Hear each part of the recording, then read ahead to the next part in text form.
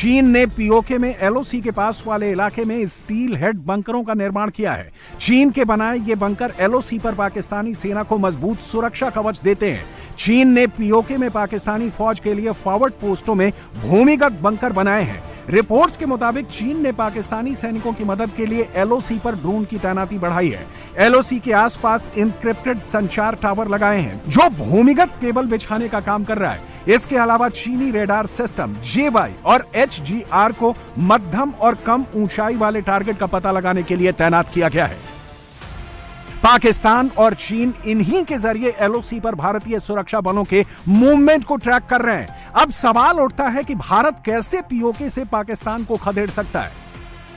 भारत के एयरफोर्स का रोल यहां पर बहुत अहम होगा। उसे पाकिस्तान और चीन के ज्वाइंट कम्युनिकेशन और लॉजिस्टिक को भारी बमबारी से तबाह करना होगा। साथ में भारत की स्पेशल फोर्सेस और एयरफोर्स को सलामी स्लाइसिंग स्ट्रेटजी अपनानी होगी। अब आप सोच रहे होंगे कि सलामी स्लाइसिंग स्ट्रेटजी क्या होती है। दरअसल एलओसी पर बड़े क्षेत्र में इकट्ठा हमला करने और कब्जा करने की बजाय छोटे छोटे क्षेत्र में दुश्मन को तबाह करते हुए वहां कब्जा करते हुए आगे बढ़ना होगा।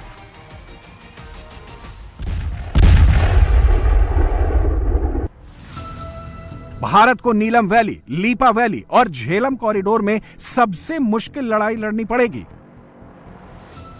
यहां पाकिस्तान और चीन को पस्त करने के लिए इन्फेंट्री डिवीजन और स्पेशल फोर्सेस को आगे मोर्चे पर भेजना होगा। यह बहुत ऊंची पहाड़ियां और गहरी घाटियों वाला जंगली इलाका है। यहां पाकिस्तानी सेना के अलावा आतंकी समूह और फिदाइन दस्तों से भी भारतीय फौज को निपटना पड़ेगा। गिलगित बाल्टिस्तान में पाकिस्तान की एफसीएन तैनात है। उसे भारी गोलीबारी से ध्वस्त करना पड़ेगा। इसके लिए बोफोर्स तोप या फिर टैंक ले जाने पड़ेंगे।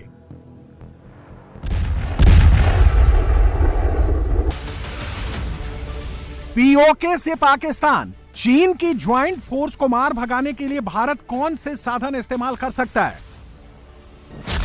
ग्राउंड ऑपरेशन के लिए पैरा एसएफ, घटक प्लाटून्स, नदी घाटियों और झीलों में ऑपरेशन के लिए मार्कोस कमांडो, धनुष, पिनाका जैसी मल्टी रॉकेट लॉन्चर्स, हवाई हमला करने के लिए राफेल, सुखोई 30 MKI, मिराज 2000 जैसे फाइटर जेट्स, डिफेंस के लिए S-400 की तैनाती की जा सकती है। इसके अलावा पीओके में चीन पाकिस्तान की हर हरकत और गतिविधि का रियल टाइम डेटा देने के लिए भारतीय सैटेलाइट और ड्रोन की तैनाती की जा सकती है। भारतीय फौजें 1971 के युद्ध में भी इस इलाके में बढ़त बना चुकी हैं। तब भारत की 104 इन्फेंट्री ब्रिगेड ने तुतमार गली से लीपा और तंगधार के आसपास की ऊंची चोटियों पर कब्जा कर बढ़त बना ली थी। तभी युद्ध विराम होने से सेना को वापस लौटना पड़ा था। इस बार पाकिस्तान को भी पता है कि भारत आएगा तो पाकिस्तान को हमेशा के लिए पीओके से भागना पड़ेगा। अब सवाल उठता है कि कर्ज में डूबा पाकिस्तान क्या 1963 वाली हरकत फिर तो नहीं करेगा? 1963 में पाकिस्तान ने पीओके के गिलगित बाल्टिस्तान का बड़ा हिस्सा चीन को सौंप दिया था। वहां की शख्सगाम घाटी को पाकिस्तान को दे दिया था। यह इलाका 1900 वर्ग मील में फैला हुआ है। चीन 1962 में अक्साई चिन पर कब्जा जमाए बैठा है, जिसका इलाका 38,000 वर्ग किलोमीटर है। अक्साई चिन और गिलगित बाल्टिस्तान के पास ही दुनिया का सबसे ऊंचा युद्ध क्षेत्र सियाचिन स्थित है।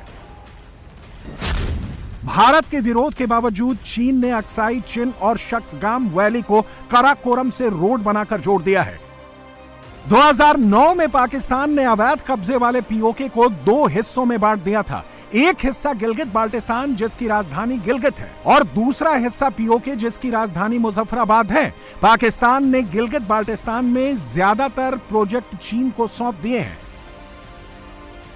अब पाकिस्तान ने गिलगित बाल्टिस्तान में एक नया माइनिंग बिल पास किया है।